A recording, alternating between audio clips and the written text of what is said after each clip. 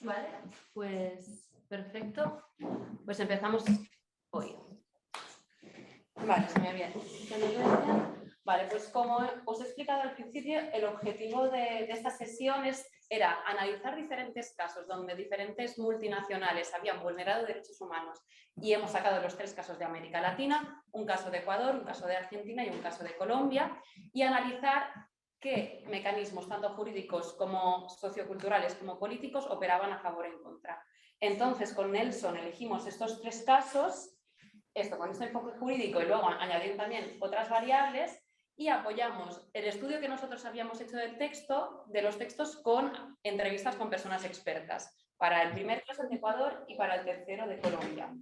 Luego también, dado que uno de los casos que habíamos elegido estaba situado en Colombia y Nelson estaba allí, pensamos que sería una buena oportunidad para apoyar las conclusiones que habíamos llevado y ver cómo se reflectía en las comunidades de personas que viven muchas veces en territorios que son víctimas de estos ataques especulativos o extractivos, pues ver cómo ellos reflejaban estas conclusiones que nosotros habíamos sacado, cómo ellos evaluaban los riesgos de las posibles situaciones en que se podía, pues, una concesión minera en su territorio y cómo ellos encajaban algunas de sus cosmovisiones dentro de estos diferentes mecanismos jurídicos.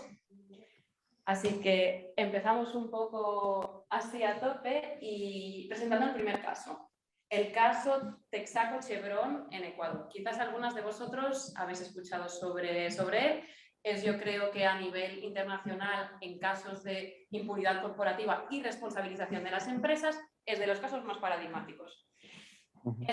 Cuando hablamos del caso de Chevron en Ecuador, hay como un sinnúmero de procesos judiciales y arbitrales que se iniciaron porque los recursos que Chevron echó para evitar la responsabilización por sus actos fue muy grande, pero cuando nosotros vamos a hablar del caso de Chevron, hablaremos principalmente del caso Lago Agrio. Eso se produjo en... bueno, Nelson, ya sabes, si yo digo alguna cosa mal o quieres añadir lo que sea, tú adelante. Claro que sí. Vas bien, vas bien.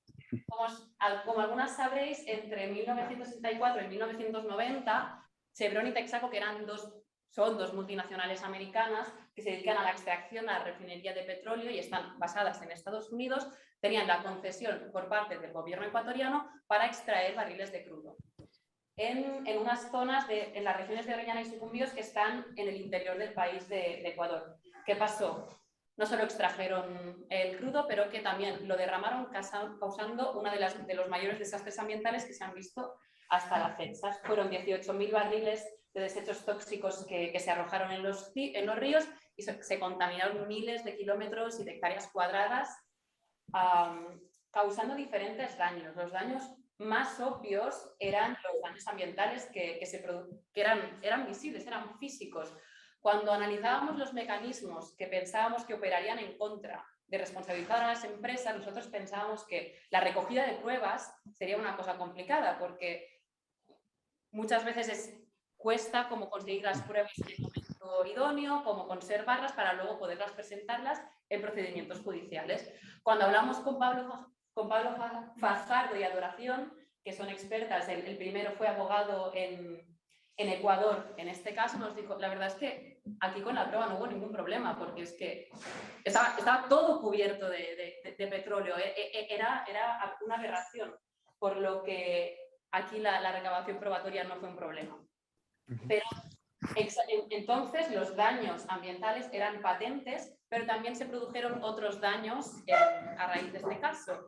Una también de las más evidentes eran los daños a la salud. Se probó que el derrame de estos miles de barriles de petróleo en la selva ocasionó daños a la salud de las comunidades que vivían allí, pero también hay otros daños indirectos, como obviamente el acceso al agua de estas comunidades o el acceso a la tierra.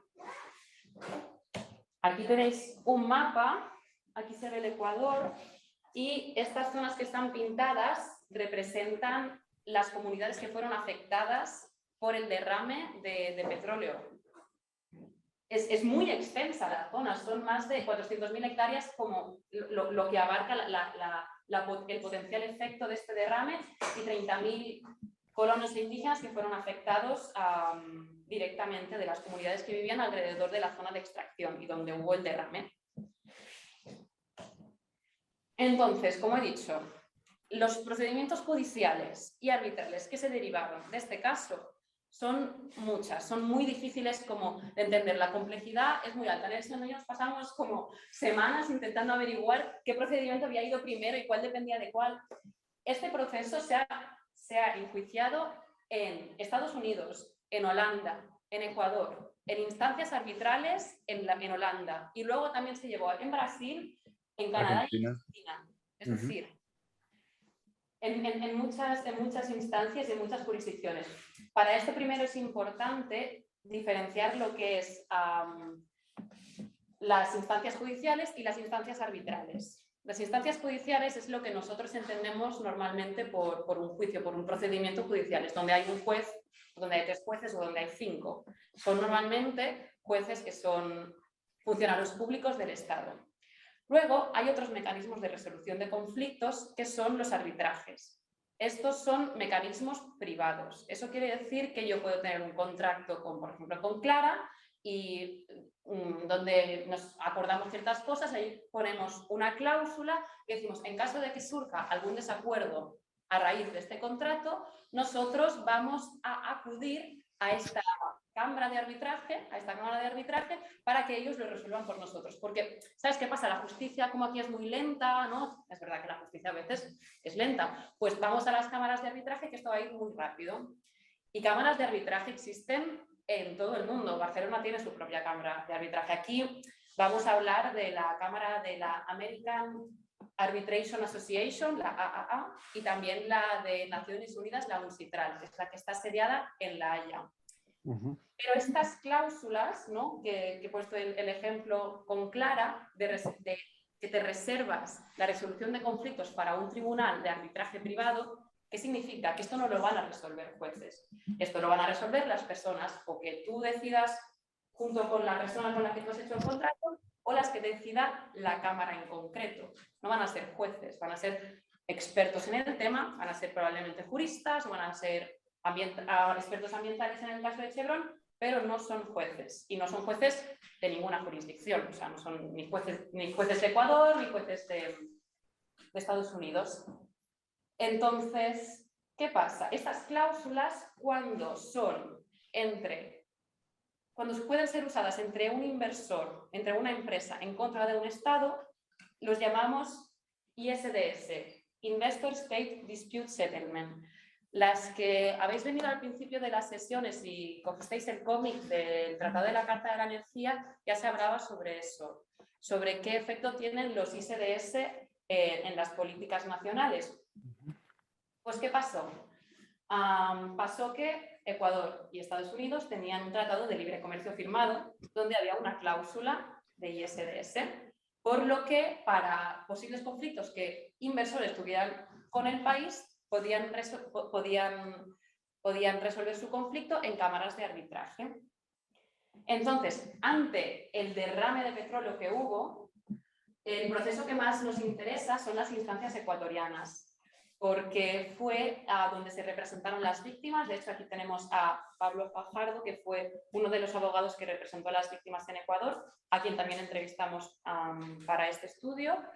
Y en todas las instancias, ¿no? En primera instancia, luego la empresa recurrió, luego se fue cuando llegó a la instancia más alta dentro de la justicia ecuatoriana, todas las instancias confirmaron que la empresa había hecho daños ambientales y había violado el derecho de las comunidades a un medio ambiente sano, por lo que la condenó a pagar en concepto de indemnización más de 9.500 millones de dólares, lo que es una victoria para las comunidades, lo que la compañía intentó evitar a toda costa, evitar de pagar.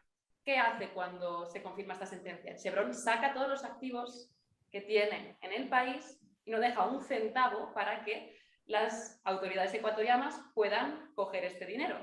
Porque claro, tú puedes tener una sentencia que te diga que tienes que pagar, pero ¿qué pasa si no tienes un duro en Ecuador? Es que no lo pagas. Y la otra estrategia que siguió Chevron fue iniciar procedimientos arbitrales.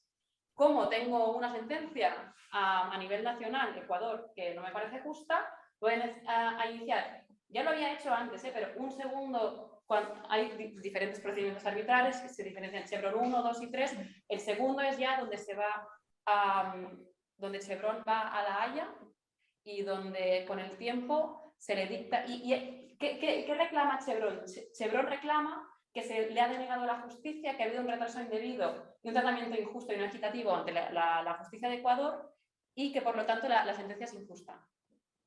Y consigue que el tribunal arbitral falle a su favor y después de recorrer, también las víctimas recorrieron. El tercer caso de arbitraje es recorrer la decisión que se había sentado. Luego fueron a la justicia holandesa en La Haya.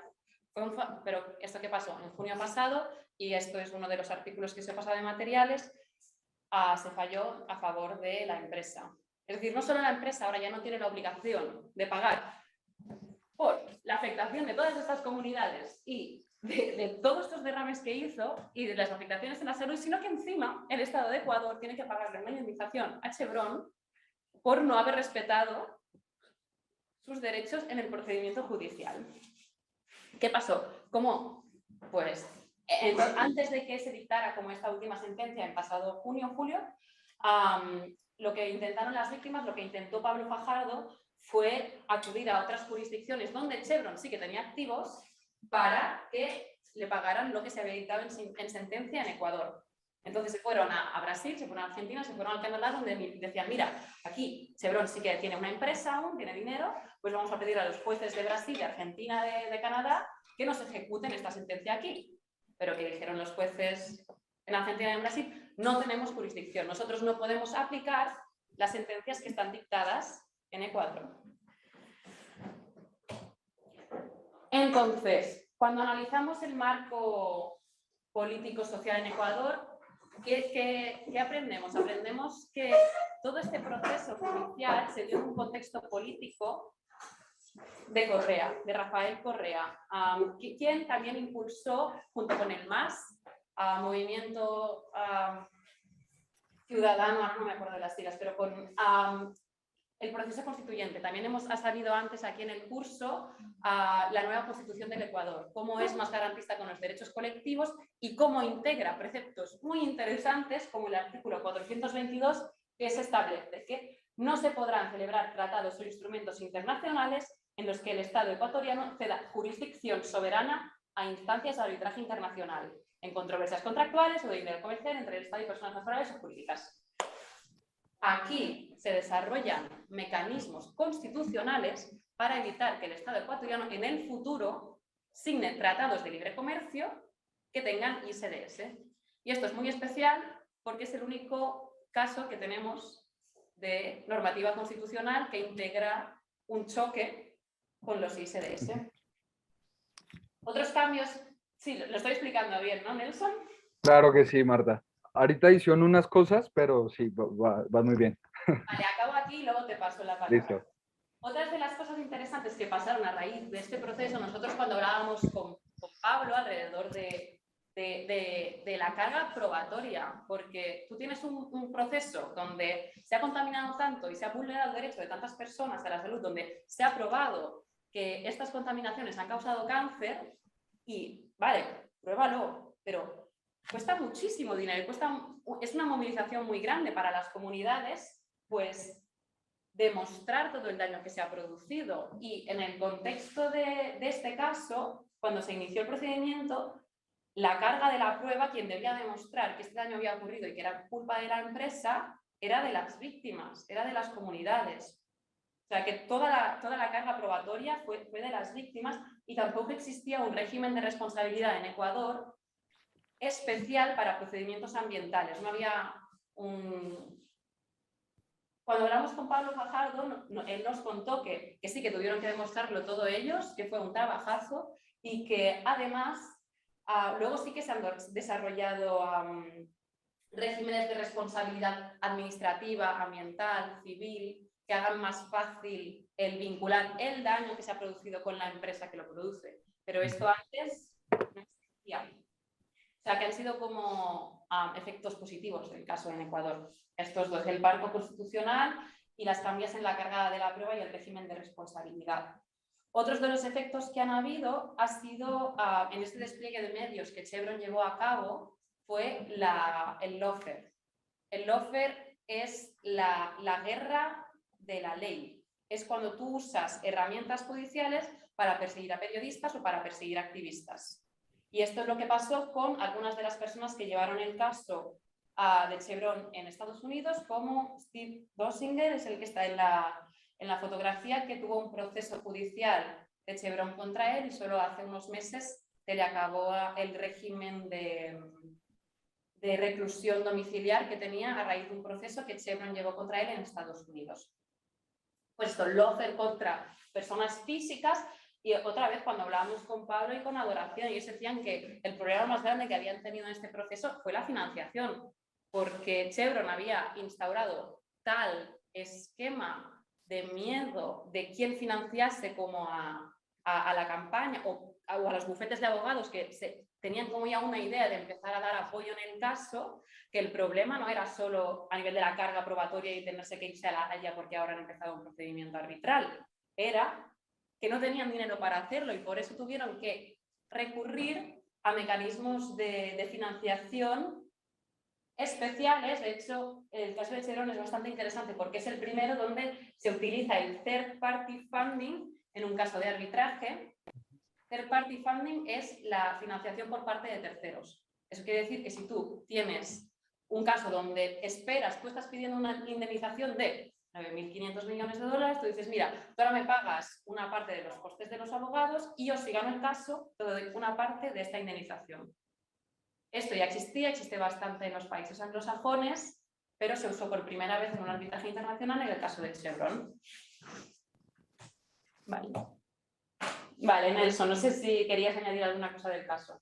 Sí, decir unas cosas muy puntuales. Este caso acá en América Latina y en el sur global es visto como la victoria de David contra Goliat. Como decía Marta, al hacer el análisis al caso nos dimos cuenta que realmente la defensa judicial, tanto en las instancias ecuatorianas como internacionales, tenía todo el marco legal en contra, el legal, pero no solo el legal, el institucional, el político, todo en contra. Y aún así, las comunidades lograron que en las instancias ecuatorianas fueran reconocidas como víctimas y se le ordenara a Chevron el pago de esa indemnización por una suma de casi 10.000 millones de dólares que tengo entendido es la más alta, al menos en América, por la que se le condena a una empresa por contaminación. El caso, la primera instancia que tuvo fue, si no me equivoco, fue en 1993, que fue ante una corte civil de los Estados Unidos, que la corte civil le ordenó que el caso tenía que pasar a jurisdicción ecuatoriana. Y acá pasa algo bien curioso y es porque esa primera decisión fue celebrada por Chevron, porque convencidos, como decía Marta, de que el régimen de responsabilidad les era favorable, que la carga de la prueba la tenían los demandantes, de que adicional a eso consideren que también los sistemas judiciales de estos países de América del Sur son más fáciles de corrupción. Chevron y Texaco aplaudieron esa decisión. Pasa el caso a instancias ecuatorianas y en instancias ecuatorianas en las cuatro etapas que tuvo, se le da la razón a los demandantes. O sea, y que es algo realmente meritorio, porque nosotros le preguntábamos a Pablo Fajardo, por ejemplo, acerca del régimen legal en materia de responsabilidad civil extracontractual, en todo este tipo de asuntos tan jurídicos, y él decía que realmente nosotros todas esas disposiciones las teníamos en contra y aún así logramos vencerlos. Los condenan, el último fallo en instancias ecuatorianas es del año 2018. Una cosa que me faltaba decir. Este caso se dio con el marco constitucional anterior a esta constitución nueva del año 2008, que es una constitución que efectivamente es más garantista, que por ejemplo reconoce a la naturaleza como sujetos de derecho. La anterior no tenía estas disposiciones. Entonces, insisto, o sea, todo un marco legal y constitucional que les que estaban, o sea, que no les era favorable a las comunidades indígenas de esta región. Sí, Lo otro, sí, dime, Marta. no, iba a decir que nosotros intentamos resumir como este caso en 4 diapositivas, pero la verdad es que han corrido ríos de tinta y a ver si Sí. queréis materiales, a ver los hilos de cómo este caso es interesante y es triste también por cómo ha acabado, pero a nivel de instancias ecuatorianas, pues sí que hubo esta victoria. Así es. Llega a los tribunales de arbitraje, que entonces es la primera parte de la estrategia que usa Chevron para desconocer el fallo ecuatoriano. Recurre a estas instancias amparadas en el Tratado de Libre Comercio, tratados de libre comercio que también veremos más adelante también, por ejemplo, en el caso de Colombia, Colombia también los tiene, Perú también los tiene, en fin, acá en América del Sur casi todos los países, bueno, y en Europa también tienen tratados de libre comercio. Lo reprochable de estas instancias es que, como decía Marta, son tribunales de arbitraje privados, que no tienen ninguna legitimidad. O sea, la población no escogió a estos árbitros, no hay ninguna institución pública que los ampare, son tribunales de arbitraje de carácter privado que toman sus decisiones, que muchas veces, y que es lo otro que uno descubre al investigar en estos casos, son personas que están vinculadas también con el sector corporativo y aún así pasan por encima de las decisiones soberanas emitidas por las autoridades públicas ecuatorianas.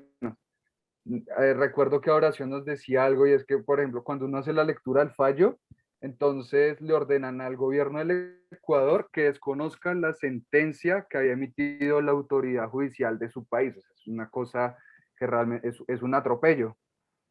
Sí. Entonces, Adoración y eso muestra, ajá.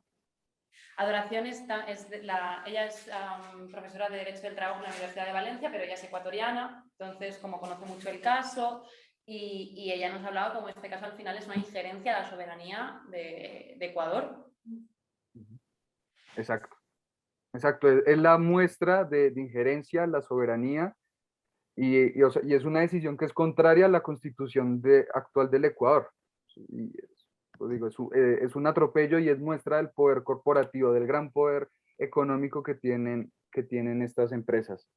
Y lo otro, otras dos cosas que quería abordar, la del recaudo probatorio, que también nosotros, y eso es para que se den cuenta de la magnitud del daño ambiental que causaron, del ambiental y en salud, y es que por la experiencia nos dicta que estos casos similares es muy difícil el tema de recaudo probatorio, pero en este caso de Chevron era tan notoria la contaminación y los efectos en salud que aún a día de hoy se presencian, porque hoy siguen haciendo personas en esas zonas de Sucumbíos y de Orellana con problemas de cáncer, con enfermedades que antes no tenían.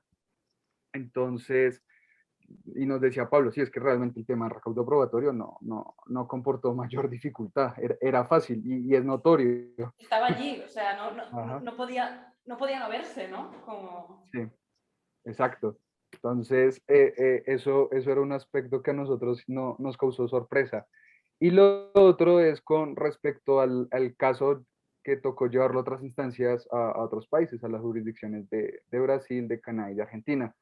Y acá lo chistoso es sí, de que Ecuador entonces para no pagar el fallo sacó todos los activos que tenía en el país y entonces Pablo y el equipo acuden a las jurisdicciones de Argentina, de Brasil, porque allá tiene filiales la empresa y también, y nos decían, es que esto también hay que entender que es un asunto muy político, entonces, de que que jurídicamente sí que habían herramientas para perseguir los activos de esta empresa en estos otros países, pero pues lamentablemente se sacó la excusa de que como eran filiales aparte, pues no podían responder.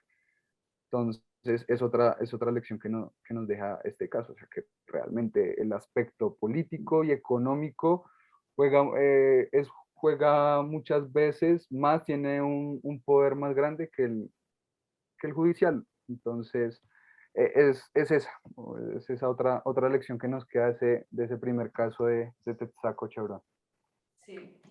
Aquí hemos intentado nosotros reunir los mecanismos que nosotros hemos detectado y el primero que nosotros detectamos que actúa a manera negativa de de avanzar hacia una responsabilización de las empresas por sus violaciones de derechos humanos es la introducción de ISDS en tratados de comercio e inversión, pero por otro lado tenemos la introducción de estas nuevas normas de rango constitucional que establecen la prohibición de contraer tratados y acuerdos con este tipo de cláusulas. Esto es una realidad muy concreta del Ecuador. Se siguen contrayendo nuevos tratados de libre comercio que siguen integrando ese tipo de cláusulas. Luego vamos a hablar del caso de Colombia.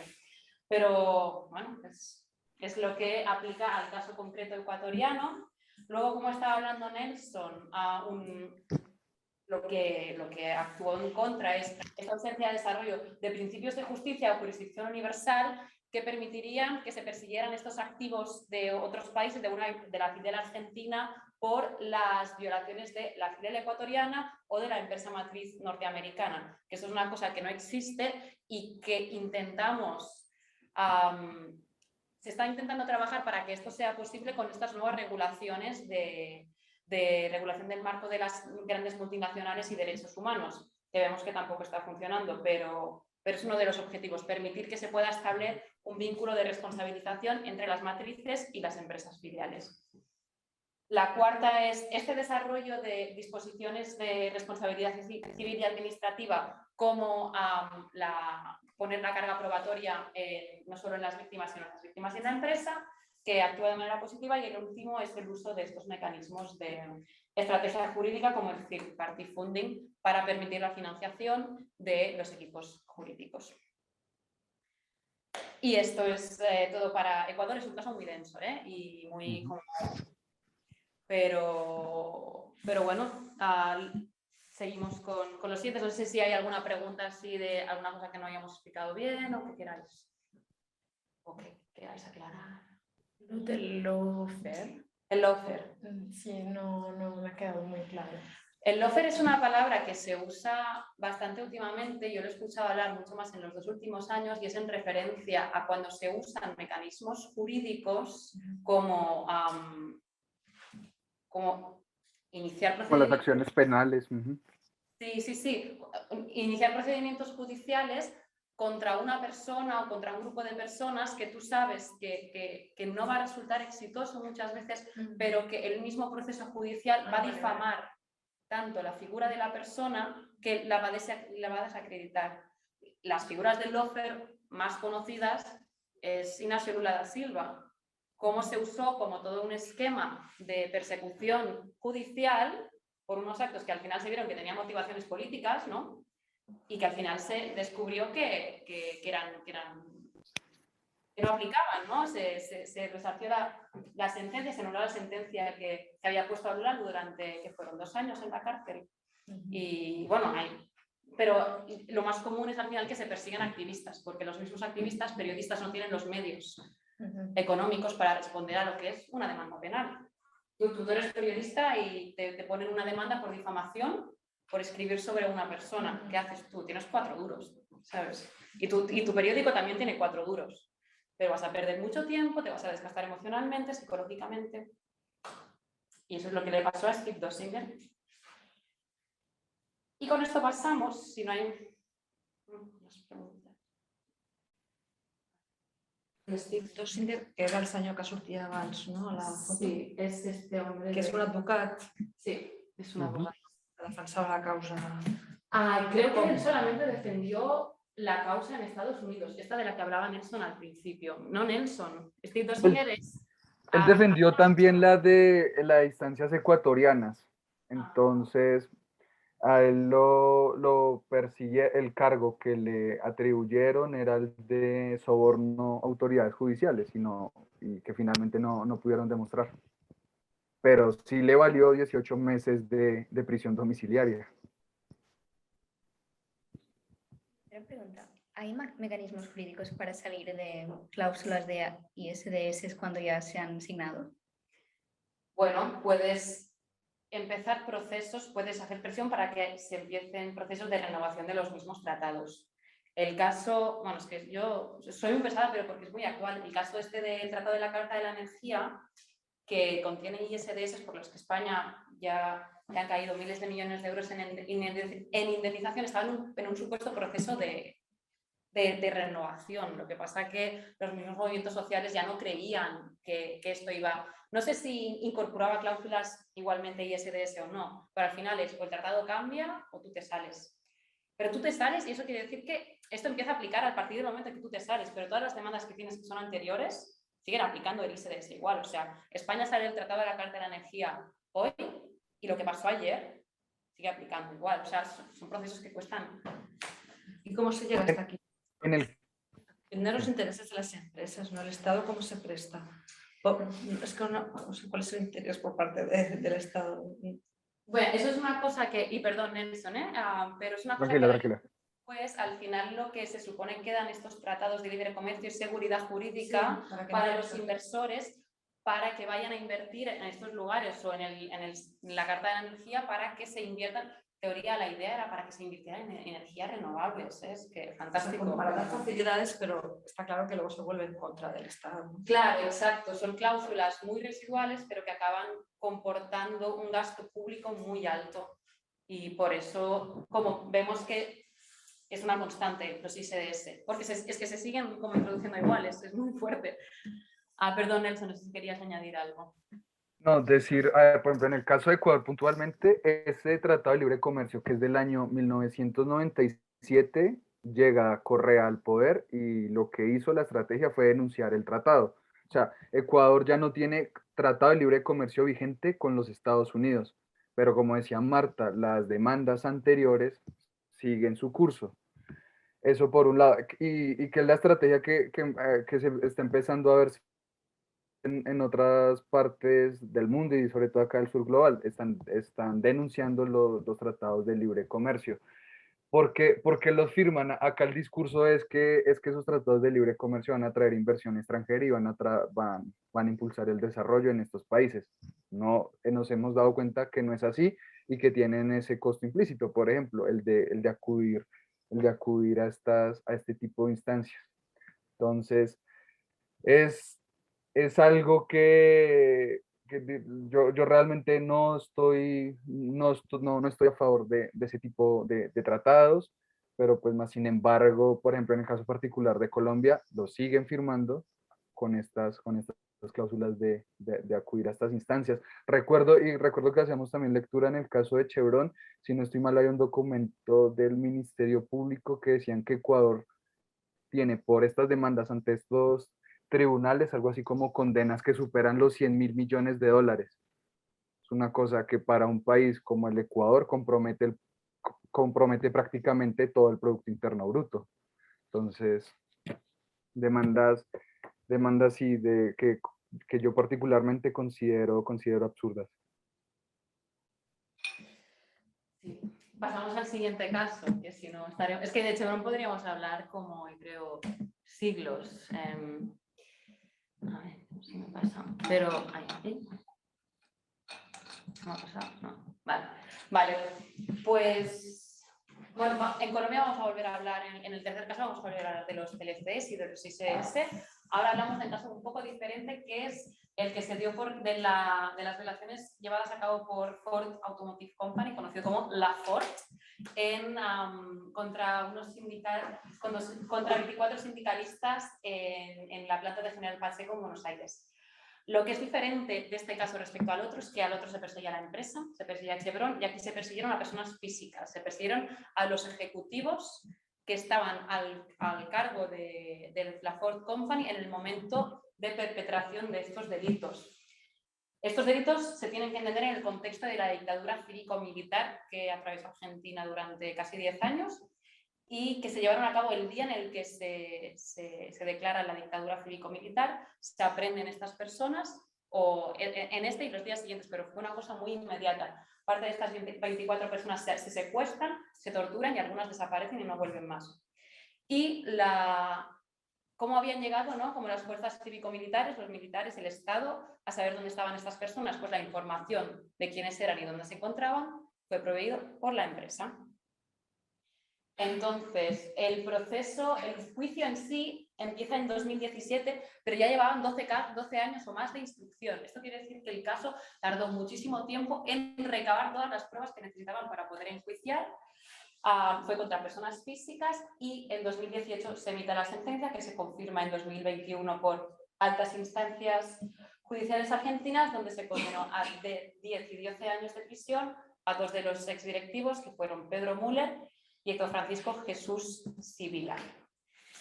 Entonces, ¿qué nos dice la sentencia del caso Ford? Nos dice que esta colaboración que se dio entre los exdirectivos, entre la compañía y las fuerzas cívico-militares, daba lugar a entender que había allí una colaboración en la perpetración de los delitos. La sentencia dice: si una empresa proporciona información a las fuerzas de seguridad que a las fuerzas les permite torturar o secuestrar a personas, por mucho que la empresa no sepa exactamente para qué va a ser esta información, en el contexto ya se entendía que esto podía pasar. O sea, la empresa no sabía exactamente, pero en el contexto se entendía que había un riesgo muy grande de que esto pasara. Y por esta posibilidad, ¿no? Y que las lesiones personales resultantes fueran razonablemente previsibles, ¿no? Esa previsión razonable fue lo que acabó inculpando a los exdirectivos de la empresa.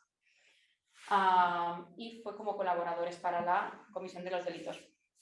Otra vez repito, son personas físicas, no jurídicas, y en la sentencia también se usa la clasificación de los crímenes de lesa humanidad previstos en el Estatuto de la Corte Penal Internacional, y también se basan en pautas promovidas por el Sistema Interamericano de Derechos Humanos y también el Relator de Naciones Unidas. O sea, la sentencia usa normativa de derecho internacional público, normativa internacional, para sustentar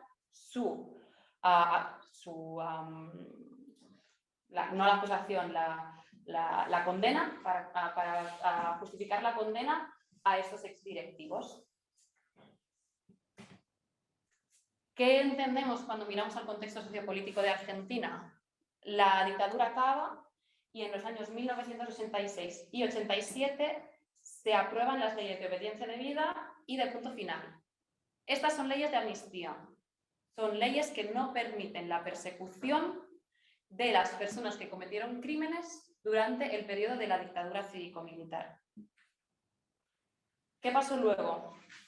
En 2001 tenemos la crisis económica argentina, el corralito, y esto desata, ¿no? Impulsados por esta crisis económica, se desata un movimiento de protestas sociales que reclaman políticamente que se enjuicien los crímenes que se produjeron durante la dictadura. Algunos de los movimientos más conocidos son las Madres de la Plaza de Mayo, etc.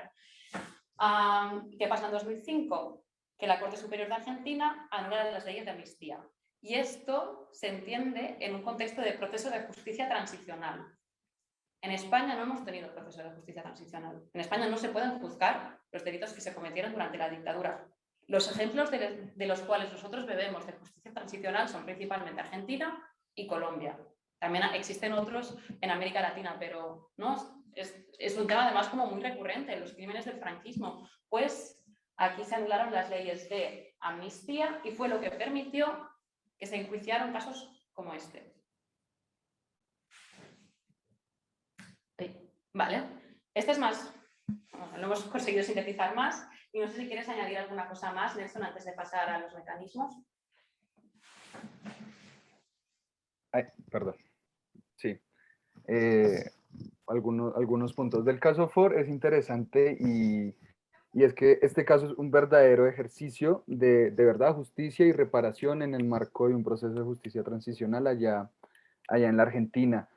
Es cierto, porque en otros países del Cono Sur, Chile, Argentina, Paraguay, Uruguay, que tuvieron dictaduras militares, este tipo de casos o de sentencias no se han dado aún.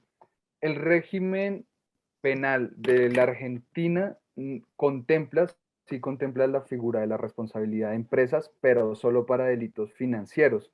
Entonces, por eso no se pudo aplicar para este caso de violaciones de derechos humanos. Más sin embargo, y como señalaba Marta, y cuando uno hace revisión de la sentencia, se usaron criterios para vincularlos, de demostrar la complicidad de la empresa en el secuestro de estos 24 sindicalistas.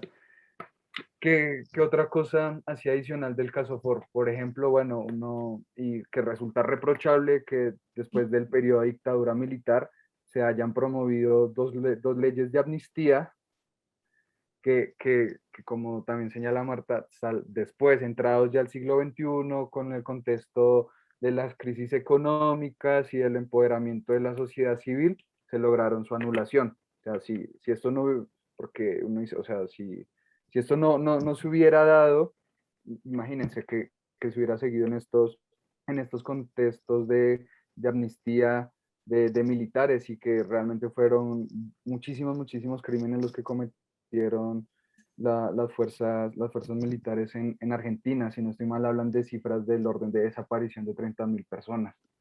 Al final Entonces, fue el movimiento de reivindicación, de recuperar las personas desaparecidas, de saber dónde estaban y quién las había hecho desaparecer, que impulsó este movimiento sociopolítico en Argentina. afortunadamente en este caso puntual de los sindicalistas, afortunadamente no desaparecieron a ninguno. Fueron 24 trabajadores secuestrados que, que pudieron volver a sus hogares. Pero hay otras causas, y esto también es importante, que hay otras causas donde sí que hay personas desaparecidas y que este caso va a servir de referencia para impulsar todos estos procesos de justicia transicional allá en la Argentina. Hay preguntas.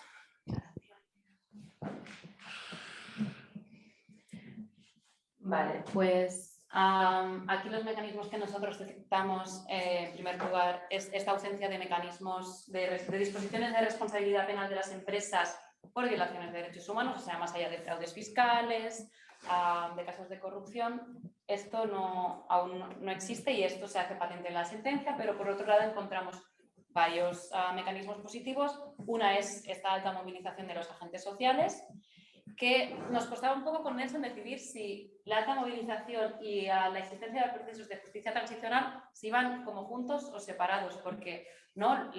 Los movimientos sociales salen a la calle, reivindican y esto comporta que se inicie un proceso de justicia transicional. Pero la verdad queríamos darle importancia porque fue gran parte, la existencia de este proceso se dio en gran parte por la movilización de los agentes, por lo que nos parecía importante ponerlos separados. Y el último mecanismo positivo que encontramos es la existencia de estos informes, preceptos de derecho internacional público en los que la sentencia se acoge para poder justificar la condena por delitos de lesa humanidad. ¿Vale? Y pasamos entonces ya al tercer y último caso de hoy, que es el caso de Colombia Bopes, que obviamente Nelson va a saber explicar mucho mejor que yo, pero que sí que queríamos empezar hablando otra vez de los tratados de libre comercio o de inversión y los acuerdos de promoción y protección recíproca, ¿no? Como hemos hablado antes, ¿cuál es la narrativa de este tipo de acuerdos? Es la seguridad jurídica de las inversiones, es traer inversión extranjera en estos países. Hablando desde la perspectiva del sur global, hablando desde la perspectiva de países como México, como Colombia, como Ecuador. Dando una seguridad jurídica, ¿no? Para que estos países lleven como inversión, lleven más competitividad a las empresas locales para que, ¿no? Se vuelvan como más eficientes y también para que puedan exportar más producto interno hacia este país.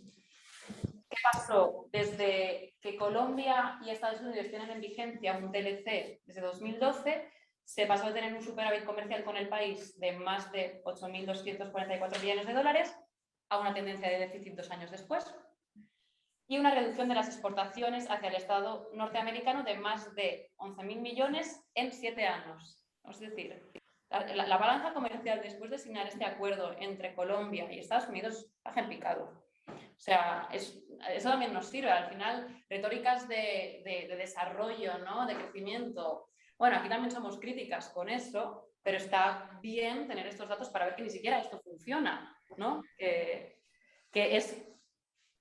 sale a cuenta para quién firmar este tipo de tratados. Entonces, el caso que tratamos aquí es el relativo a Cosigo Frontier Mining Corporation. Aquí tenéis el mapa de Colombia y este parque que está en color verde es el Parque Nacional Natural de Yaigoshe-Apapores, que se declara Parque Nacional en octubre de 2009.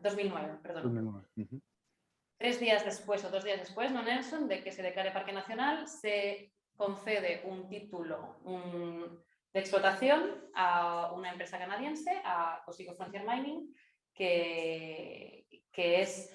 Y esto causa que se solapa, ¿no?, con el Parque Nacional, es decir, el área de explotación estaba en alguna parte en el mismo lugar que el parque, y esto provoca un gran rechazo ciudadano e institucional que lleva a que se revoque el título de explotación minera, que era de oro, ¿no?, me parece, era aurífero.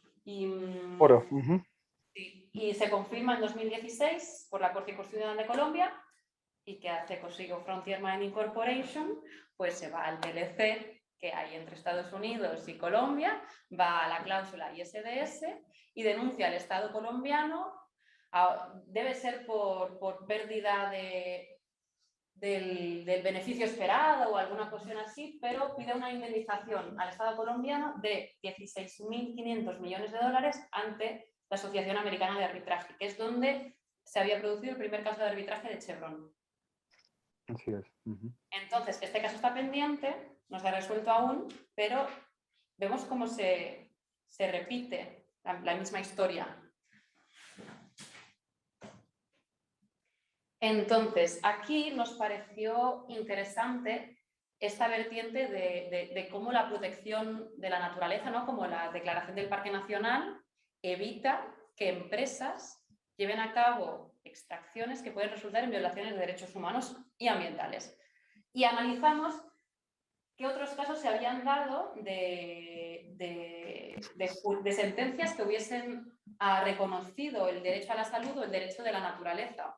Vemos en esta sentencia, en la de 2017 de la Corte Constitucional, que, como decíamos, enfoca como la naturaleza a nivel jurídico desde el punto de vista del derecho que tenemos los seres humanos a disfrutar de un medio ambiente sano.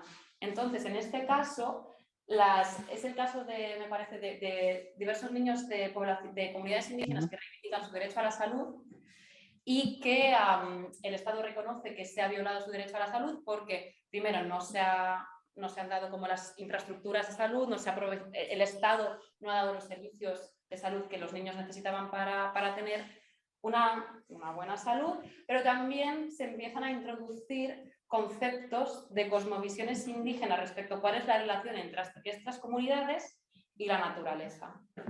Por lo que empezamos a ver cómo se avanza en una concepción jurídica de la naturaleza un poco diferente que cristaliza ya en otra sentencia que ya se había dictado antes, pero el gran ejemplo es esta sentencia de 2018 de la Corte Suprema de Justicia de Colombia, donde se declara que la Amazonía es sujeta de derechos.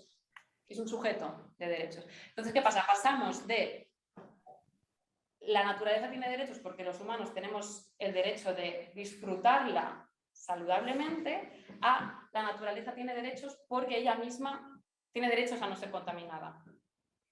Entonces vemos aquí cómo, y nosotros, y Nelson y yo, bueno, Nelson tiene mucha más experiencia en esto, pero sí que vemos una introducción de conceptos ancestrales indígenas o de cosmovisiones de percibir la naturaleza como un sujeto en sí y no un objeto.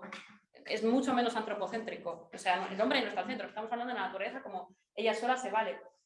¿Y qué pasó con estas sentencias? Se dictaron como una serie de acciones, como hacer una prevención de la deforestación, había muchas. ¿Y qué pasó? Que no se cumplieron. No se cumplieron y esto se puede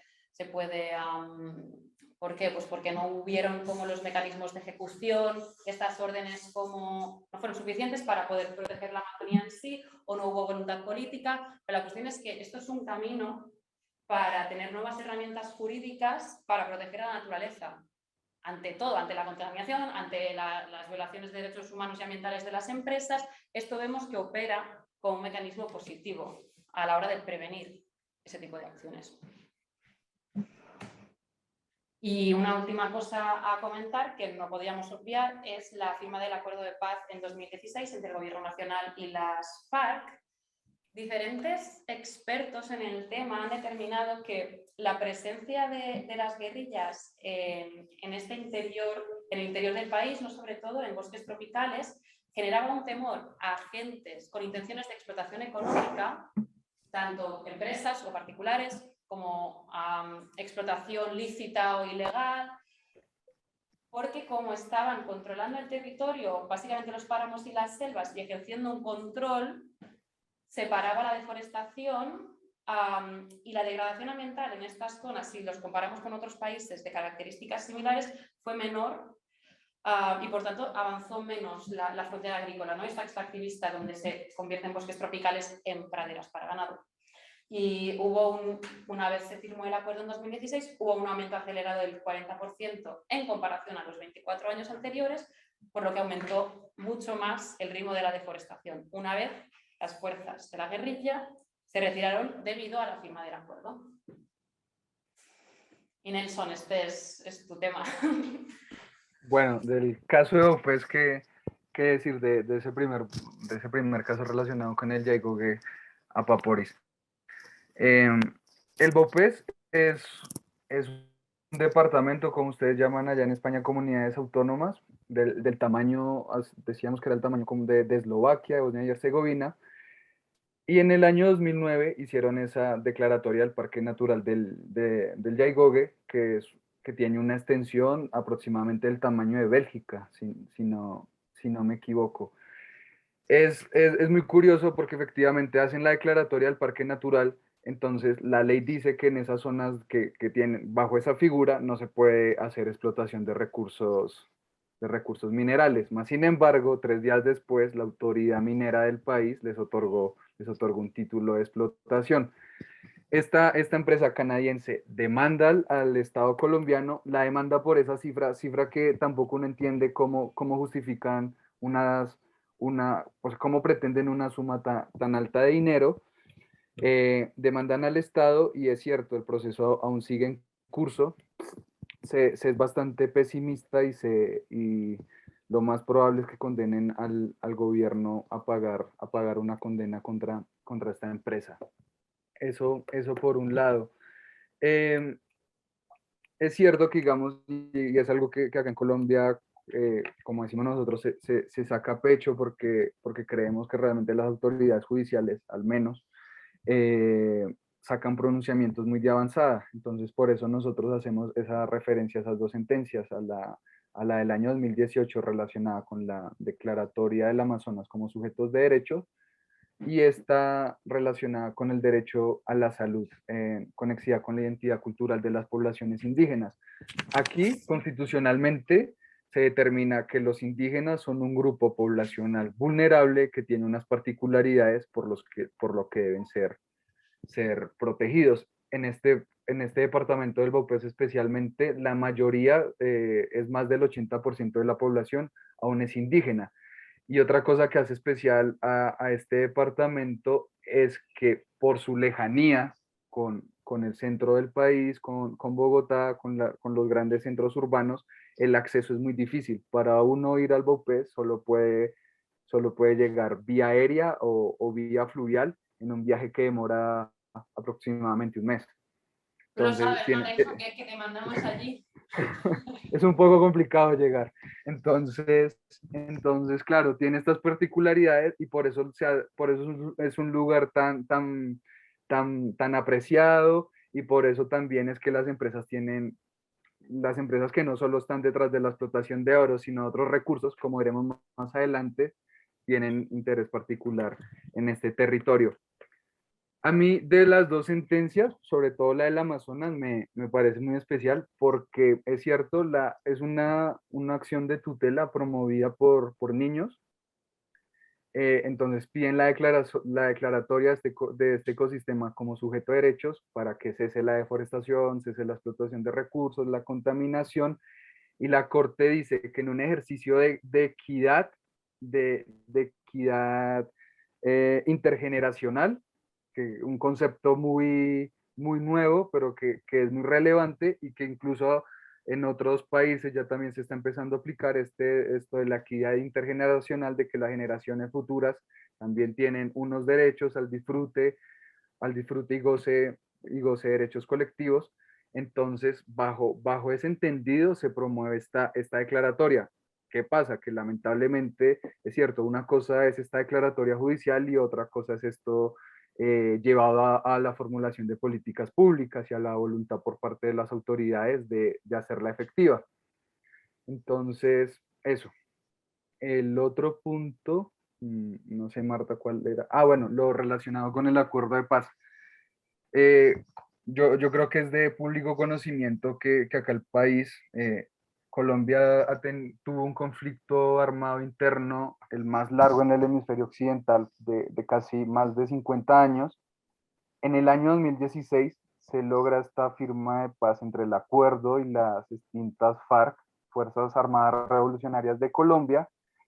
Había mucho optimismo con el acuerdo, más sin embargo, el Estado, la verdad es esa que el Estado incumplió a los compromisos pactados y esto llevó a una serie de dinámicas que también han tenido efectos a nivel ambiental. La guerrilla, cuando estaba en la guerrilla, pues por dinámicas de la guerra, la presencia la hacían en estos territorios apartados porque era más fácil ocultarse. Entonces, esto en cierto modo hizo que la gente que tuviera intereses de explotación de los recursos por temor a la guerrilla pues no fueran a esos territorios, no llegaban a esos territorios, las empresas no llegaban a esos territorios por temor a las represalias de la guerrilla. O sea, la guerrilla era una especie de guardianes del bosque. Se firma el acuerdo, se desmovilizan los guerrilleros y empieza esta expansión de la frontera agrícola, de la frontera minera, y eso ha repercutido en que todos estos departamentos que tienen territorios boscosos empiecen a perder selva. El Baupés, y que también nos dimos cuenta haciendo las entrevistas, de momento la situación no es tan alarmante en este aspecto de deforestación, pero sí que es cierto que enfrenta otros desafíos de los que ya vamos a hablar. Sí, de hecho, cuando estaba hoy buscando fotografías para poner en la presentación, la foto que veis la he sacado de un artículo que el título era Paz para el pueblo, guerra para la selva, en el sentido de las consecuencias de la firma del acuerdo de paz y de la marcha de las guerrillas. En fin. Entonces, de mecanismos que encontramos con Nelson, encontramos que obviamente la Declaratoria de Parques Naturales y Resguardos Indígenas actúa a favor de prevenir la injerencia por parte de empresas. Vemos repetido el mecanismo negativo de los ISDS y cómo este choca con disposiciones constitucionales, no porque Colombia tenga normativa per se constitucional, pero porque ha sido la sentencia emitida, ¿no? Me parece, Nelson, por la Corte Constitucional. Sí. Es que me parece la del Amazonas es de la Corte Suprema de Justicia, pero la de la Salud es de la Corte Constitucional.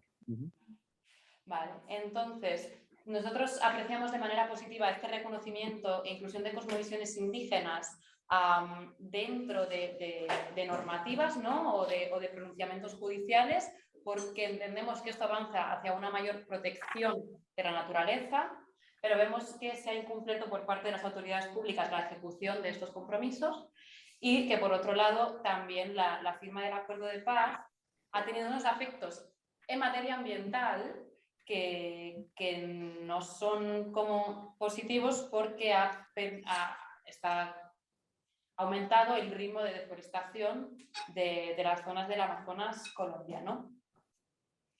Vale, y no sé si tenéis preguntas o...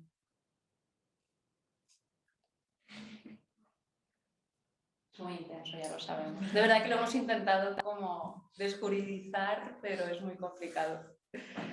Pero bueno, ahora entonces ya pasamos a Nelson, que nos va a explicar cómo fue el trabajo de campo y las entrevistas que hizo en el Baupés. Listo. Entonces, bueno, frente a este caso de Baupés que tiene dos partes. Si se dan cuenta, por ejemplo, el caso de Chevron, el caso de Ford y el caso del Yaigoge, ya hay acciones judiciales en curso, o sea, ya hay un conflicto ambiental o que se resolvió o que se resolvió a favor o se resolvió en contra de las comunidades. En este caso puntual de las comunidades, son tres comunidades indígenas, el Timbo, Bogotá, Cachivera y Murutinga, son comunidades multiétnicas que habitan en la parte noroccidental del departamento del Baupés, con colaboración del grupo de la organización Pastoral Social Caritas. Nosotros hace unas semanas, ya aproximadamente hace ya casi un mes, fuimos hasta los resguardos. ¿Se entiende el concepto de resguardo, verdad? De Yo creo que resguardo indígena. no lo conocemos aquí, Nelson. Los resguardos indígenas son los centros, los centros poblacionales que agrupan a estas poblaciones, a estas comunidades. Entonces, hasta allá acudimos.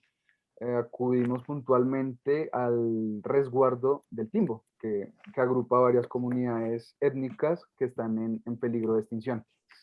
Entonces, frente a este caso, nosotros con Marta quisimos atender a 5 ámbitos. Uno referente a la concesión, que es el problema que yo voy a explicar, la oposición de las comunidades indígenas, un problema que evidenciamos en la entrevista, que es la mercantilización del medio ambiente, el de la cosmovisión indígena que consideramos relevantes y el trato que las comunidades dan al aspecto o al derecho más bien a la salud.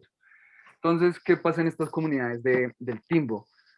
Estas comunidades tienen también un resguardo indígena, tienen su resguardo indígena reconocido de bastantes hectáreas, si no estoy mal, son como 2.000, 4.000 hectáreas, es algo así, es una extensión bastante grande que se les reconoció, que el Estado les reconoció a estas comunidades.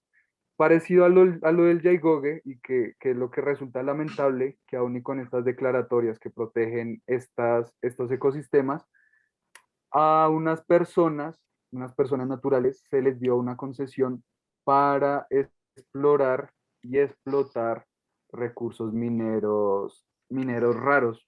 Estos recursos mineros raros, olvido ahorita los nombres, pero por ejemplo incluye al coltán y bueno, y otra serie de minerales raros. Si queréis saber sobre minerales raros, podéis consultar la última Sí. novela del Observatory Desk sobre transición energética y minería, donde hablamos de dónde salen los minerales raros y qué consecuencias tienen ambientales y sociales. Perdón, aquí, autobombo. Sí, los minerales son niobio, tantalio, vanadio y circonio. Ya, bueno, el que entienda este tema los identificará fácilmente. La concesión ya está, o sea, ya la autoridad minera les dio la concesión a personas naturales para que exploren y exploten estos recursos. Afortunadamente no lo han hecho. O sea, estas personas aún no han valido su título de explotación minera porque las comunidades indígenas se oponen. O sea, las 3 comunidades indígenas que agrupan a casi unos 300 indígenas se oponen. Entonces, eso por un lado. De esto de la concesión, por ejemplo, insistir, y como ya el mecanismo que decía Marta, es que aún y con las declaratorias a favor de los ecosistemas y de los territorios que habitan comunidades indígenas, esto no es garantía suficiente para amparar sus derechos. O sea, estas declaratorias, por más que se hagan, en el caso de Colombia, aún y estas personas enfrentan riesgos o conflictos ambientales. Entonces, eso por un lado. El otro aspecto es el de la oposición de las comunidades indígenas. No siempre las comunidades indígenas se oponen a los proyectos extractivistas. Es algo que también es una conclusión a la que nosotros llegamos. Por ejemplo, en el caso del Yaigoge, el primer caso, habían indígenas que estaban a favor de la explotación minera en su territorio. En este caso particular, que tiene, por ejemplo, y que decimos que agrupa muchas comunidades étnicas, de varias etnias, son varias etnias, acá sí que las más de 300 personas coinciden en que dicen, no, nosotros estamos en contra de la explotación minera del territorio porque tienen en lo que ellos no les gusta mucho el concepto de cosmovisión, les gusta más de su cultura propia, lo dicen ellos así. Para ellos, el tema de la protección de la naturaleza es un valor muy relevante para su vida. Uno, cuando llega allá al territorio, uno se da cuenta que el aprovechamiento que hacen de los recursos es más sostenible al que hacemos nosotros. Es cierto, por ejemplo, deforestan, sí, ellos, las comunidades indígenas también deforestan, pero deforestan 1 o 2 hectáreas, no deforestan grandes extensiones como pasa como hacen las comunidades campesinas o los grandes grupos económicos. Y cuando ellos deforestan, pero después se encargan de la recuperación del ecosistema. Entonces realmente ellos ese concepto de protección de la naturaleza lo tienen muy, muy presente a todo momento. El otro ámbito es ese de la mercantilización del medio ambiente. Cuando nosotros entrevistábamos a los profesionales jurídicos que vienen acompañando a estas comunidades desde hace más tiempo, que miembros de Pastoral Social, nos decían algo que por ahí nosotros o el resto de personas pasa por alto, y es el de los mecanismos, en este caso los mecanismos de los bonos de carbono. A priori, uno cree que estos mecanismos son buenos y que van a servir a las comunidades, pero la realidad es que en la mayoría de las ocasiones no es así. Pero yo Primero, creo que, porque yo creo que tienes sí. que explicar qué es un bono de carbono.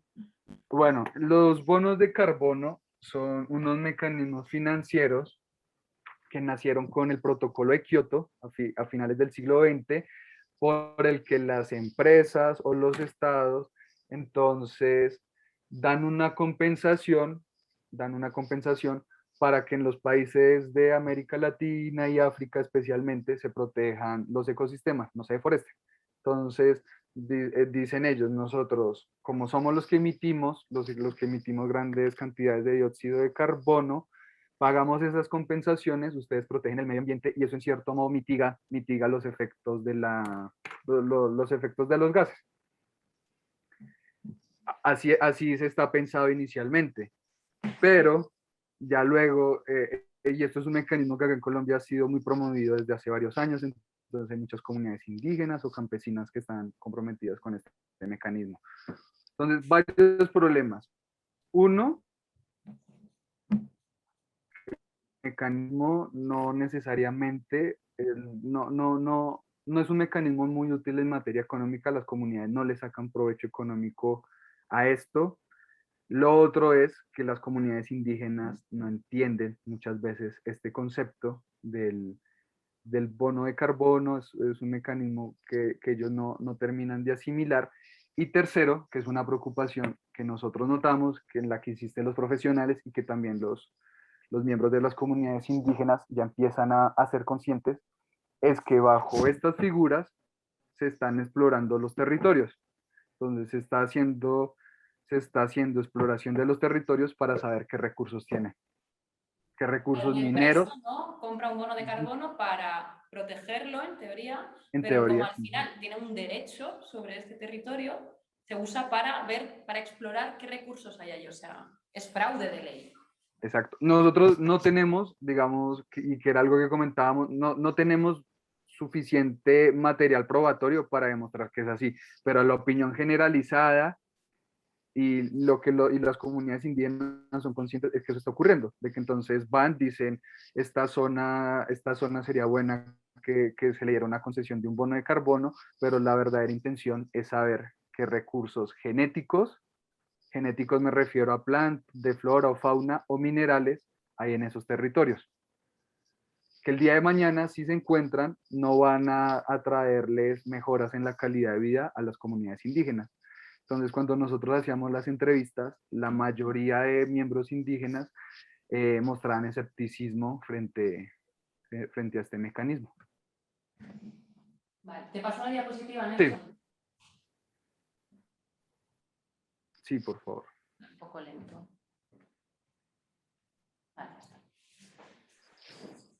Los otros dos ámbitos que nosotros también quisimos insistir es este, el de, de la cosmovisión indígena y el del derecho a la salud.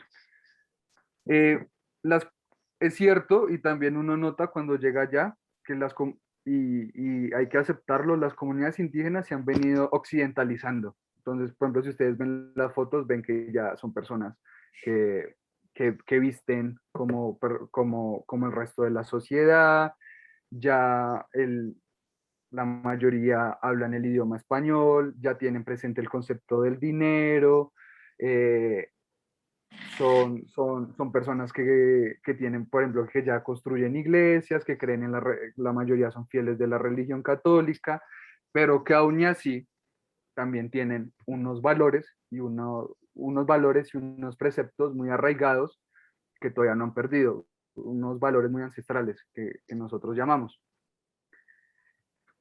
Cuando uno les pregunta a estos líderes indígenas o a los miembros en general de, de por qué la oposición a la minería, ellos principalmente dicen, y es que ven en la minería una amenaza a esos sistemas de cultura que ellos tienen. Consideran que si la minería llega, este proceso de occidentalización que ya están sufriendo va a ser más rápido. Entonces, esa es la principal razón por la que ellos se oponen. Por ejemplo, resulta interesante que ellos en su cultura tienen, por ejemplo, lo decían ellos no tienen el mismo concepto de tiempo lineal que tenemos el resto de la sociedad. Ellos no piensan en pasado, presente y futuro. Ellos lo entienden de otro modo el tema de la existencia. Y recién ahora, y decían, es que nosotros no pensábamos en el futuro, recién ahora, con estos problemas y con este temor de que empiece la explotación minera y de que se dan cuenta de que, por ejemplo, también la crisis que enfrentamos a nivel social en general, empiezan a pensar en esto, a pensar en este aspecto. Entonces, ellos insisten en la necesidad de que tenemos que proteger la naturaleza, de que hay lugares, por ejemplo, y eso es lo otro importante, y es que ellos le dan a sus lugares, a los ecosistemas, a los ríos, a las montañas, le dan la categoría de lugar sagrado. Entonces, es que no solo la afectación es que no es solo el daño ambiental que les va a causar, sino que, por ejemplo, el que se haga explotación minera en un cerro que ellos consideran sagrado tiene unas implicaciones a nivel religiosas. Entonces, esto es algo que uno en principio no lo entiende, pero llega allá y ellos le tratan a uno de explicar y uno dice, claro, es una connotación que ellos le dan a esos sitios y que se la tienen que respetar. Y lo otro, el otro aspecto, pues es el de la salud.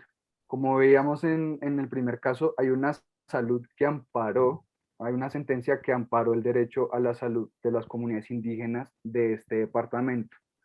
Sin embargo, esa sentencia es del año 2017, creo, estamos en el 2022, y las comunidades indígenas se siguen quejando de la omisión por parte de las autoridades estatales de garantizarles este derecho.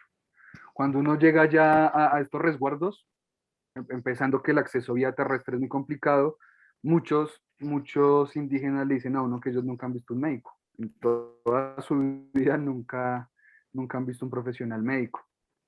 De manera frecuente, pues enfrentan amenazas de virus o bueno, enfermedades y enfermedades que muchas veces son prevenibles y que igual y corren con mala suerte, que no se les cuida.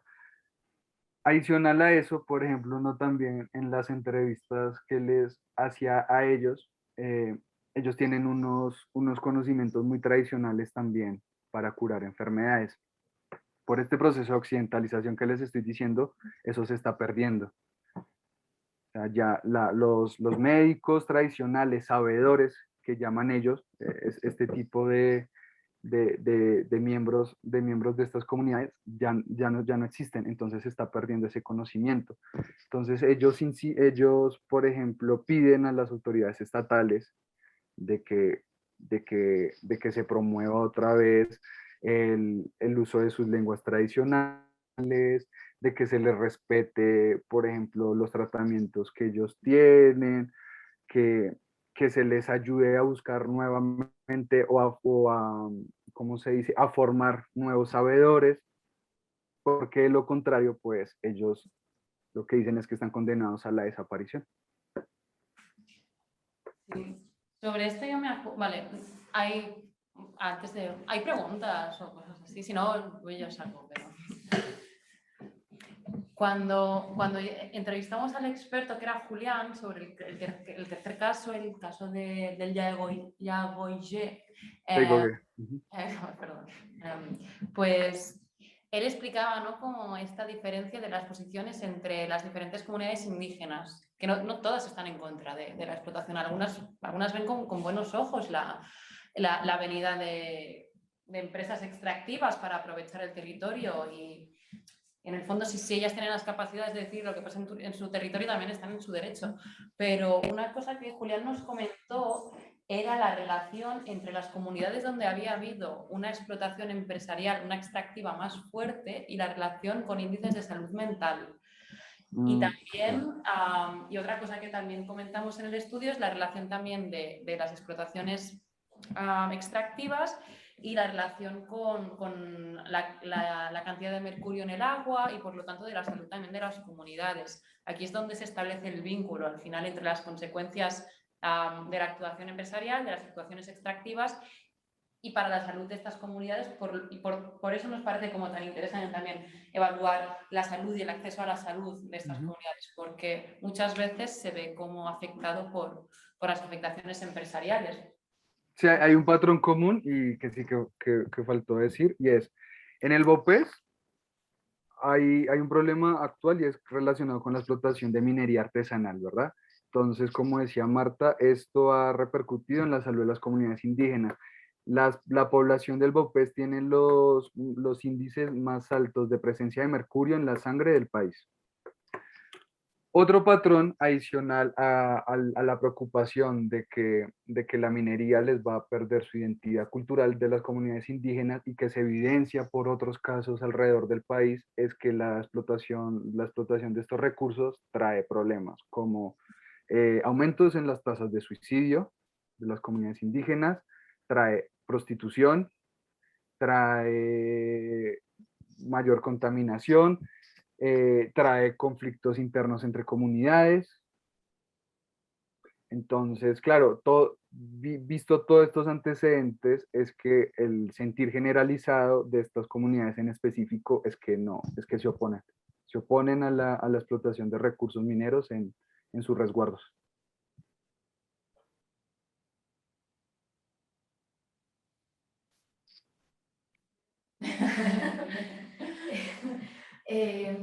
Bueno, es un poco jurídica o así.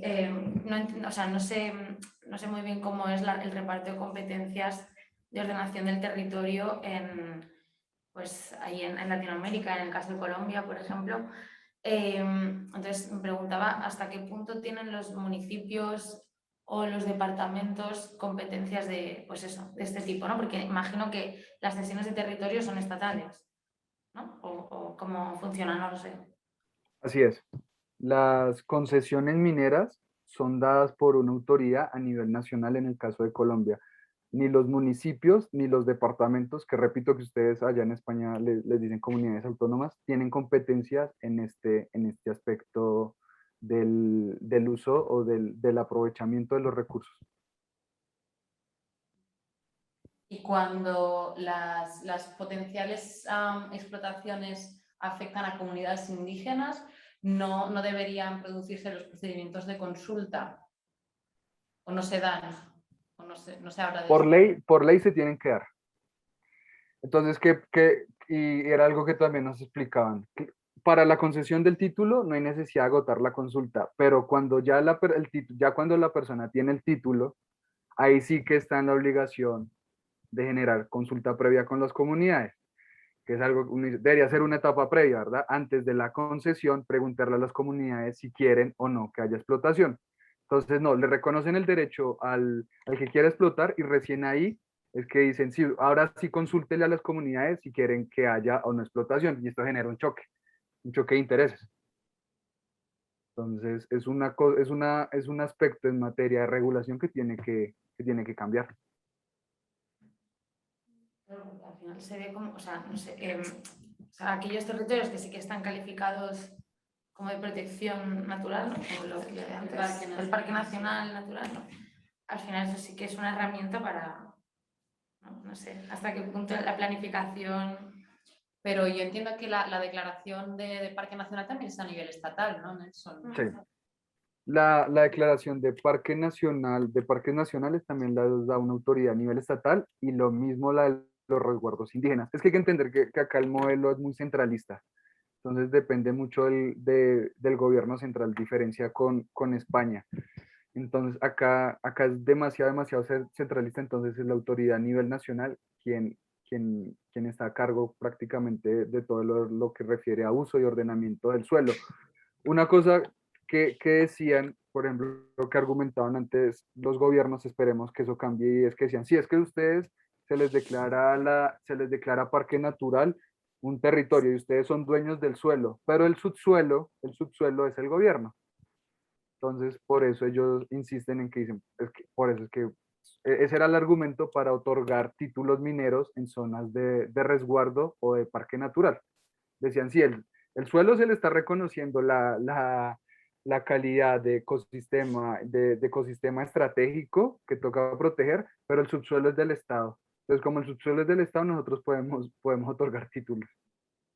Entonces, otra contradicción que también a nivel legal tiene en el país y que recién hasta hace poco parece que va a cambiar.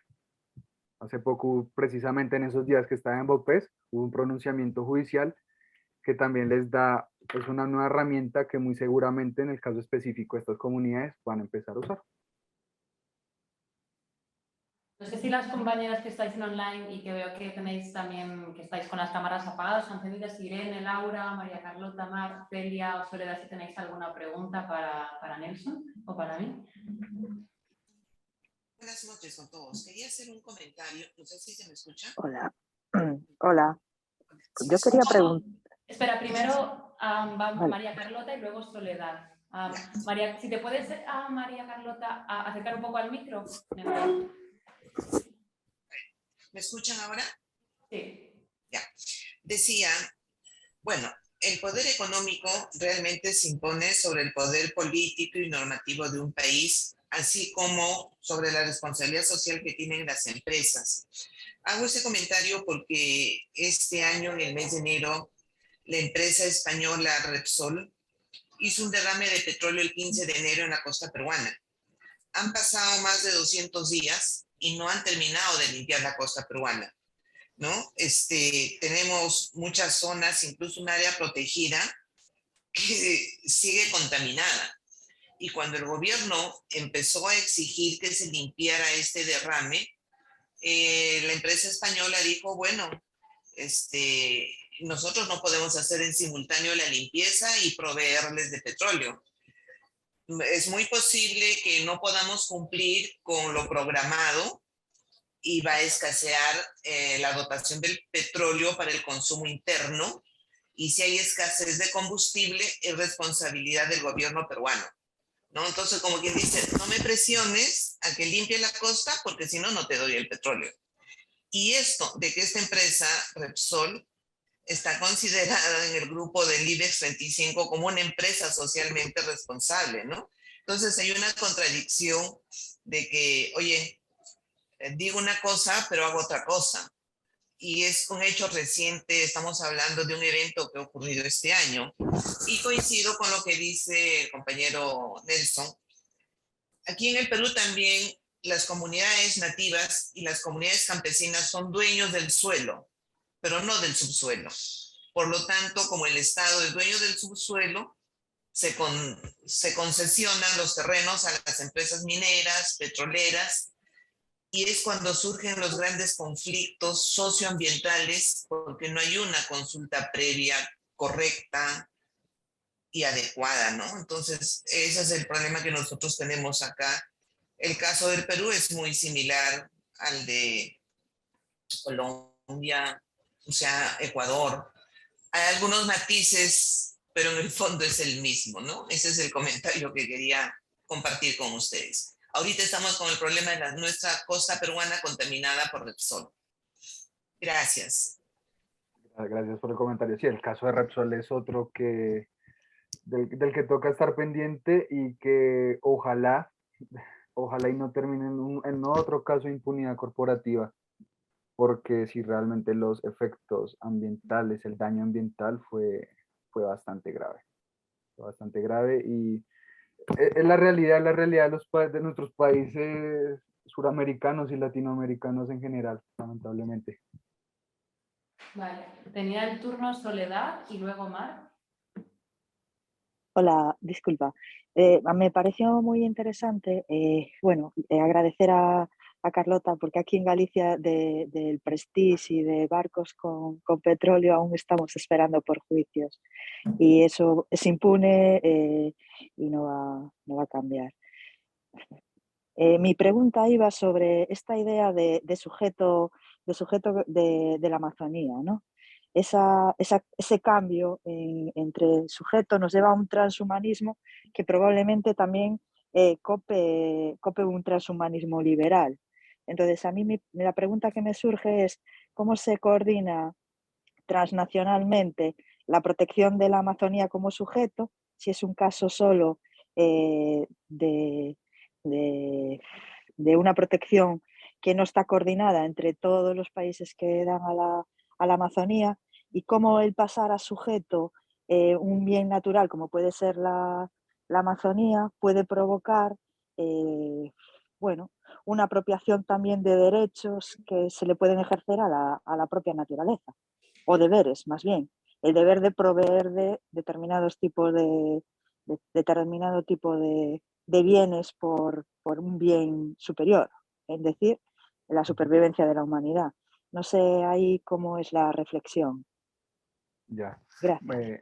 Es interesante pregunta. La declaratoria, en el caso de la sentencia colombiana, se hizo solo sobre la Amazonía colombiana porque se entendía y se reconocía que no se tenían competencias sobre todo el ecosistema compartido con Brasil, con Bolivia, con Perú, con Ecuador, Venezuela, Guyana, Surinam. Entonces, la declaratoria fue solo sobre la Amazonía colombiana. Algo interesante y que también la Corte después aclaró es que esas declaraciones como sujetos de derechos no les implica al ecosistema también el ser sujeto de deberes. O sea, en el caso de la declaratoria puntual de la selva del Amazonas, no se hace esa previsión como sujeto de deberes porque también se entiende o sea, es algo que se puede abusar o malinterpretar y entonces, bueno, entonces como también es sujeto de deberes, entonces yo también, ¿cómo le hago? Le hago aprovechamiento económico a los bienes que provee el ecosistema. Entonces, eso, o sea que realmente en el caso puntual de esta sentencia de Colombia se hizo esa previsión de que se le hacía declaratoria como sujeto de derechos, más no de deberes. Ya lo otro es la efectividad, ¿verdad? Y que yo creo que también hay que ser sincero, que estas declaratorias, si no van acompañadas de planes de políticas públicas, pues realmente no se quedan en nada, se quedan simplemente en adorno, y listo. Entonces, yo creo que ha de ser interesante eso de cómo realmente plasmarlas en políticas públicas que verdaderamente resulten efectivas para la protección de estos ecosistemas. Sobre esto, Soledad, yo quería añadir que en la sesión que tenemos el primer jueves de sesiones del curso va a venir Teresa Vicente, que es la promotora de la ILP Mar Menor aquí en España, que es el primer caso, como buscando cómo reflejar estos procesos que ha habido, sobre todo en América Latina, de personalidad jurídica a la naturaleza, pues aquí hemos tenido el primer caso en Europa donde se le ha dado personalidad jurídica a la naturaleza, por lo que yo creo que esa pregunta que has hecho es muy pertinente para hacérsela a ella dentro de un par de semanas, pero lo que decías esto de la protección a nivel internacional, yo el único ejemplo que he escuchado fue cuando durante la COP de Madrid estaba el debate ecologista mucho en auge, estaba mucho en prensa. Sarkozy, yo estaba en aquel momento viviendo en Brasil, y Sarkozy hizo una propuesta de crear un organismo internacional, un fondo internacional mancomunado entre todos los países que tenían parte dentro de su territorio, parte del Amazonas, para que la gestión del Amazonas fuera internacional, para que no, como en aquel, se dio también en el contexto de las quemadas del Amazonas, que se estaban, ¿no?, en la parte del cerro de Brasil, en la zona del Mato Grosso, que se estaba quemando, y pues salió mucho en prensa, y pues Sarkozy dijo, pues vamos a crear como un organismo internacional, un fondo internacional donde todos los países protejamos, porque claramente Brasil, que es el país que tiene la mayor parte de la selva amazónica, no está consiguiendo protegerlo.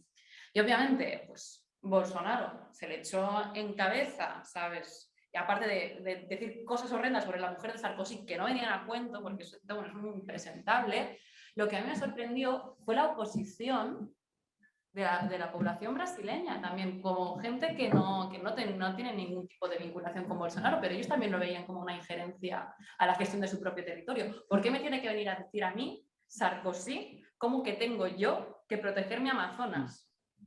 Es decir, yo creo que es un buen debate, pero no es fácil. Yo creo que muchas veces el debate ecologista lo encaramos desde aquí, desde Europa, desde Barcelona, desde nuestro punto de vista, y nos cuesta recordar que no todo el mundo como le da la misma importancia o lo ve igual que nosotras. En fin, perdón, Mar, tienes la mano hace rato. Buenas, ¿qué tal? Bueno, nada, daros las gracias porque la verdad es que los casos que habéis traído son súper interesantes. Y nada, hace poco estuve en Argentina conociendo también casos de allí actuales de Joe Lewis, que está, bueno, un magnate inglés que está privatizando el inicio de muchos ríos de Argentina, echando a gente de las tierras. Muchos incendios de los que ha habido este verano en Argentina han sido para echar a gente de las tierras. Y bueno, aparte también todo el tema de las petroleras que quieren poner en todo el corredor del Atlántico. Y realmente me da, o sea, es muy jodida la situación, pero sí que he visto en Latinoamérica como un movimiento muy bestia, ¿no? Sobre todo en la población, que aquí no existe, yo creo. Que aquí creo que además de las herramientas jurídicas, que evidentemente tenemos que hacer algo para que haya una justicia global, pero hace falta que la gente de los países del norte tome responsabilidad de lo que están haciendo sus empresas allí. Y Nelson, concretamente, yo te quería preguntar si sabes alguna cosa del tema del canal del dique en Colombia, porque creo que eso está generando bastante quilombo también. Y tengo un par de amigas de aquí de Lampurdá, yo soy de aquí de La Escala, y, y están grabando, bueno, fueron a hacer una entrevista a Dil Méndez, que es un abogado del Caribe colombiano que está llevando la causa de toda esta gente afectada por las obras del Canal del Dique. Sí. Y fueron a hacerle una entrevista y les ha salido un documental como de 6 capítulos que están empezando ahora a presentar. Adil viene en un mes, lo han traído aquí a España porque va a recoger un par de premios y va a estar por aquí, va a estar también en Olot, en La Escala, lo vamos a traer si podemos. Yo quería traerlo al curso, pero no me funcionó, estaba ocupado. ¿Ah, sí? Vale, sí. Sí, se lo está rifando todo el mundo, estamos ahí montándole todo el calendario. Pero bueno, eso, no sé si tú podías hacer algún apunte de esta situación que se está viviendo ahí o no sé si hasta qué punto conoces qué está pasando, no sé. Digamos, bueno, la problemática del canal del dique, la verdad que no he profundizado. Sé, y para poner en contexto, que se da sobre el río Magdalena, que es el río más importante del país. Entonces, claro, es un megaproyecto que tiene un impacto ambiental y también social en esa zona, pues tremendo. Sé sí recuerdo, porque también esa zona donde se está haciendo ese megaproyecto fue un punto muy, o sea, fue una zona donde el conflicto armado, donde se cometieron muchas violaciones de derechos humanos. Entonces sé que ahorita, con la entrada de la Jurisdicción Especial para la Paz, piensan otorgar una serie de medidas cautelares para, para la protección también del ecosistema. Entendido porque también, y que eso es lo otro, que otra declaratoria que también que se ha venido dando en el país, también han declarado ahora el ecosistema víctima, o sea, víctima del conflicto armado, víctima de los contextos de explotación, de todo esto. Entonces, sé que hace poco le otorgaron una serie de medidas cautelares al ecosistema. Más sin embargo, pues ya otros aspectos sí los desconozco. Bueno, irán saliendo. Me hubiera gustado estar, no puedo estar en la primera que estaba David Gistá, porque soltó una pregunta que decía, ¿no? Barcelona vulnera los derechos a nivel internacional, ¿no? Y yo estaba con el documental de mis colegas ahí y dije, evidentemente, y para que la gente sepa, detrás lo que se hace en este documental es denunciar a Aigües de Barcelona, entre otras empresas españolas como Unión Fenosa, que están utilizando instalaciones para extorsionar a gente.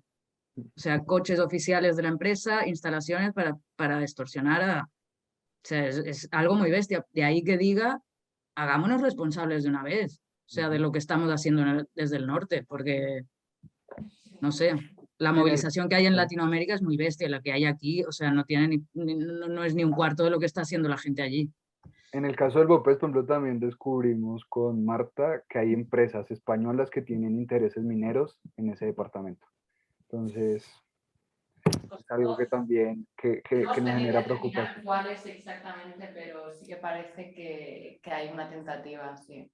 Y que era parte de la estrategia que también identificábamos. Entonces, ponen a personas naturales a que a que hagan solicitudes de concesiones mineras y después de un tiempo estas personas naturales le hacen la cesión a la empresa.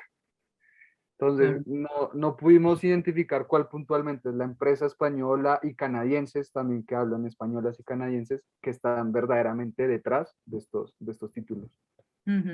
Bueno, a ver con el documental si se aclara alguna cosa, porque va a ser Sí, también una prueba de la causa penal internacional, así que, bueno, sí. esperemos que sí. Y muchas gracias por la No, sesión. a ustedes los participantes, muchas gracias. Carlota, bueno, estamos en tiempo de descuento. Si os queréis marchar, Una cosa, cualquier mira, cosa, solamente Ay. una cosa muy corta, ¿no? Al respecto a lo que preguntaban algunos compañeros, ¿por qué en América Latina somos adversos al apoyo internacional para el cuidado del medio ambiente? Es porque lamentablemente tenemos lastros como hay mucho tráfico de terreno, tala ilegal, minería ilegal y el narcotráfico, ¿no? Quienes se oponen al cuidado y la preservación del medio ambiente porque está yendo contra los intereses de ellos encima de los intereses que tienen otras empresas transnacionales, ¿no? O sea, se pregunta por qué los connacionales de América Latina no contribuyen con las organizaciones internacionales del cuidado del medio ambiente, porque hay intereses particulares no correctos, ¿no? Es lo único que quería acotar. Sí, es cierto. Y una reflexión interesante es que, por ejemplo, la escuchaba una vez y es, los países del tercer mundo para salir del subdesarrollo, algo importante es la necesidad, por ejemplo, nosotros tener acceso a las tecnologías. Pero los países del norte no nos permiten ese acceso a esas tecnologías y ahí sí hablan, por ejemplo, de los derechos de propiedad intelectual y derechos de autor y este tipo de cosas y eso nos dificulta el acceder a tecnologías. Pero los bienes y los servicios ecosistémicos que nosotros tenemos, eso sí ellos dicen que son de acceso de todo el mundo. Entonces, es un debate ahí bastante interesante. Yo también insisto, o sea, la protección de estos ecosistemas estratégicos, obviamente, y uno entiende la preocupación a nivel internacional, pero también que es cierto que se nos tiene que respetar la soberanía que tenemos sobre estos territorios.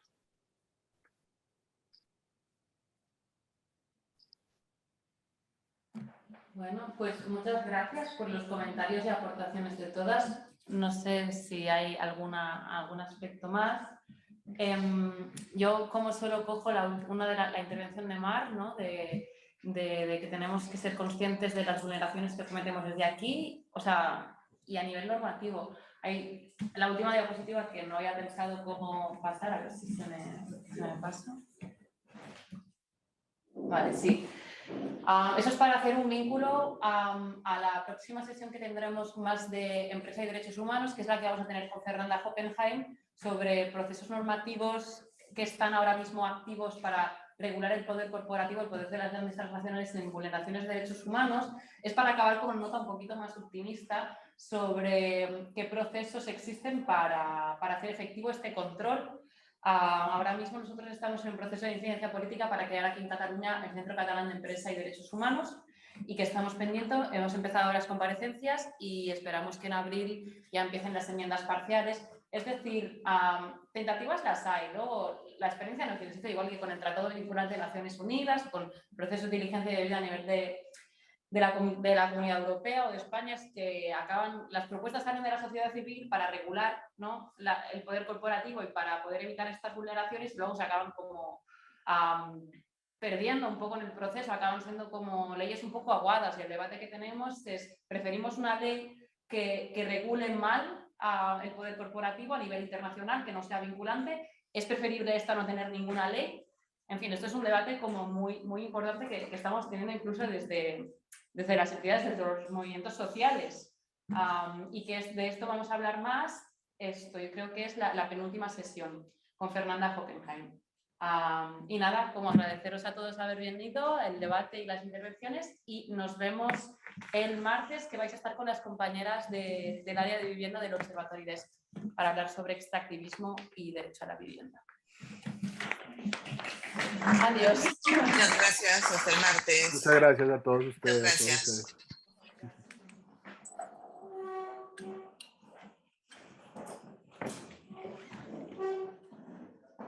Bueno, Nelson, adiós y ya nos vemos. Bueno, Marta, que estés muy bien. Muchas gracias por la invitación y un abrazo.